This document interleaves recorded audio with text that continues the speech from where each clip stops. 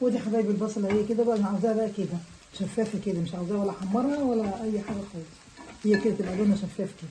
ماشي، انزل عليها بقى باللحمه. ودي حبايبي اهي اللحمه اهي بعد ما استوت كده اهي خلصت اهي. ايه رايكم بقى؟ شايفين جميله.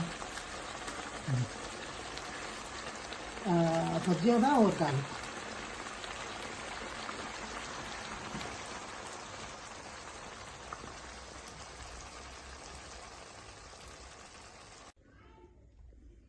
ودي حبايبي الكباب الحلاوه بعد ما طلعته، ايه رايكم بقى؟ عايزاكم بقى تجربوه بالطريقه بتاعتي دي، والله سهله وبسيطه خالص ومن غير توابل كده، يا دوبك هو الملح والفلفل بس، وبيبقى خفيف كده ما بيبقاش تقيل. هو معروف اللحمه ام بصل دي بتبقى تقيله. وده رز احمر بدل الرز الابيض عادي، مش حاطه له ولا بصل ولا اي حاجه خالص.